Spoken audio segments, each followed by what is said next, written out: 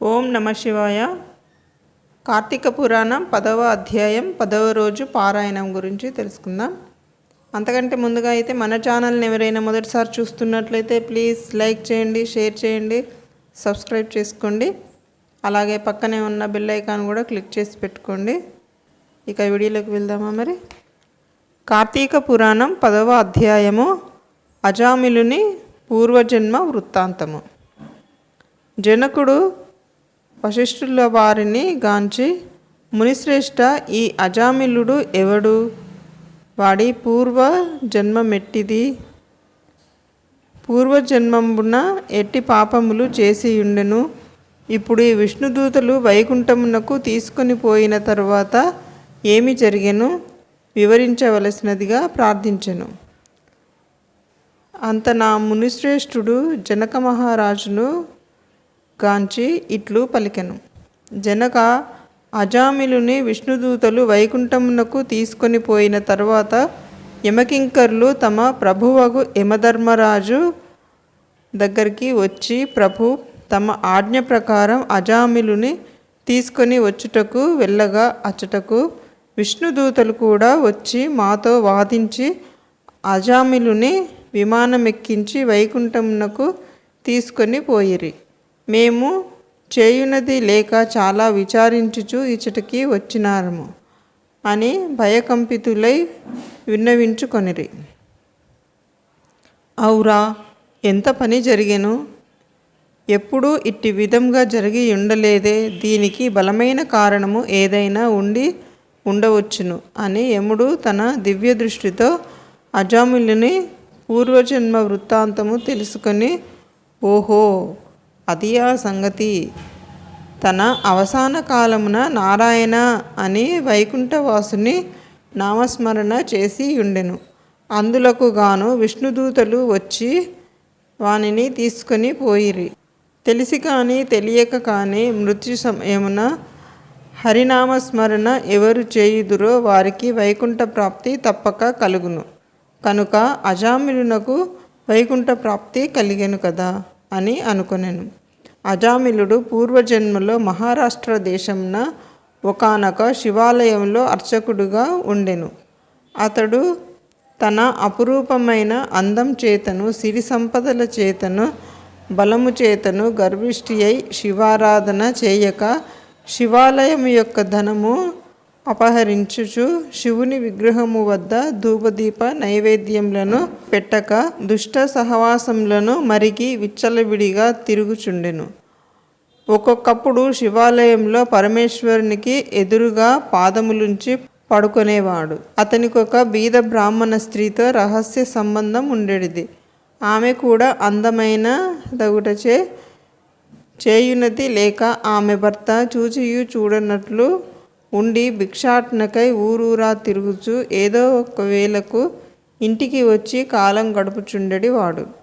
ఒకనాడు పొరుగురికి వెళ్ళి యాచన చేసి పెద్ద మూటతో బియ్యము కూరలు నెత్తిన పెట్టుకొని వచ్చి అలసిపోయి, నాకు ఈ రోజున ఆకలి మిక్కుటముగా ఉన్నది, త్వరగా వంట చేసి పెట్టుము అని భార్యతో అనెను. అందులకు ఆమె చీదరించుకొనుచు నిర్లక్ష్యముతో కాళ్ళు కడుక్కొనుటకు నీళ్లు కూడా ఇయ్యక అతని వంక కన్నెత్తి అయినా చూడక వీటినిపై మనస్సు గలది అయి మొగని తూలనాడుట వలన భర్తకు కోపం వచ్చి మూలనున్న కర్రతో బాదెను. అంతా ఆమె భర్త చేతి నుండి కర్ర లాగుకొని భర్తను రెండింతలు కొట్టి బయటకు త్రోసి తలుపు మూసివేసెను. అతడు చేయునది లేక భార్యపై విసుగు జనించుట వలన ఇక ఇంటి ముఖం పట్టరాదని తలపోసి దేశాటనకు వెళ్ళిపోయెను. భర్త ఇంటి నుంచి వెళ్ళిపోయాను కదా అని సంతోషించి ఆమె ఆ రాత్రి బాగా ముస్తాబై వీధి అరుగుపై కూర్చుండి ఉండగా ఒక చాకలివాడు ఆ దారిన పోవుచుండెను. అతనిని పిలిచి, ఓయి, నీవు రాత్రి నాతో రతిక్రీడ సలుపుటకు రమ్మని కోరెను. అంత నా చాకలి, తల్లి, నీవు బ్రాహ్మణ పడతివి, నేను నీచ కులస్థుడను, చాకలివాడను, మీరీ విధంగా పిలుచుట యుక్తము కాదు. నేనెట్టి పాపపు పని చేయజాలను అని బుద్ధి చెప్పి వెళ్ళిపోయాను.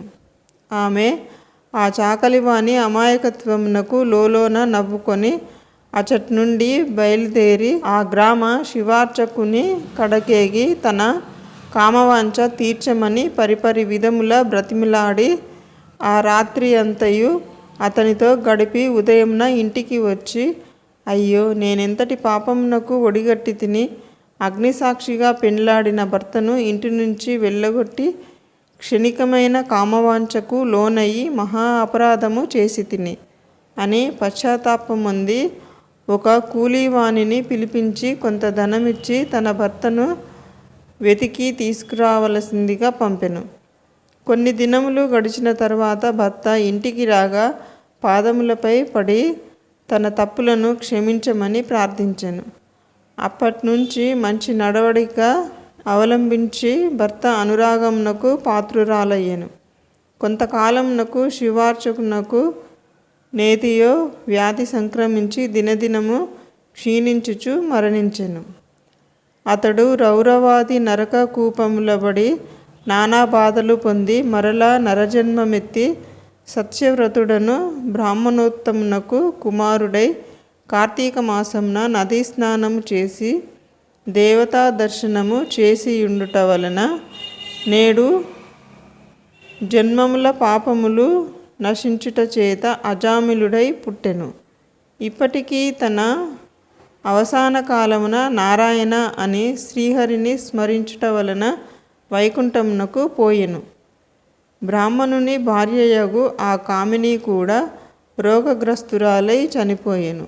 ఆమె యమయాతనల అనుభవించి ఒక మాలవాని ఇంట జన్మించెను. ఆ మాలవాడు ఆ పిల్ల జన్మరాశి చూపించగా తండ్రి గండమున పుట్టినదని జ్యోతిష్కుడు చెప్పెను. మాలవాడ ఆ శిశువును తీసుకొని పోయి అడవియందు వదిలిపెట్టెను. అంతలో ఒక విప్రుడు ఆ దారిన పోవుచు పిల్ల ఏడుపు విని జాలి కలిగి తీసుకొని పోయి తన ఇంట దాసికిచ్చి పోషించమనెను. ఆ బాలికనే అజామిలుడు ప్రేమించెను. వారి పూర్వజన్మ వృత్తాంతమిదియే. నిర్మలమైన మనస్సుతో శ్రీహరిని ధ్యానించుట, దానధర్మములు, శ్రీహరి కథలను ఆలకించుట, కార్తీక మాస స్నాన ప్రభావము వలన ఎటువంటి వారైనను మోక్షము పొందెదరు. కావున కార్తీక మాసం నందు వ్రతములు, పురాణ శ్రవణములు చేసిన వారికి ఇహపర సుఖములు పొందగలరు. ఇట్లు స్కాంద పురాణాంతర్గత వశిష్ఠ ప్రోక్త కార్తీక మహత్యమందలి దశమాధ్యాయము 10వ రోజు పారాయణము సమాప్తము. ఓం నమః శివాయ. ఓకే ఫ్రెండ్స్, ఈ వీడియో కనుక మీకు నచ్చినట్లయితే లైక్ చేయండి, షేర్ చేయండి, సబ్స్క్రైబ్ చేసుకోండి. థ్యాంక్ యూ అండి. Thank you very much.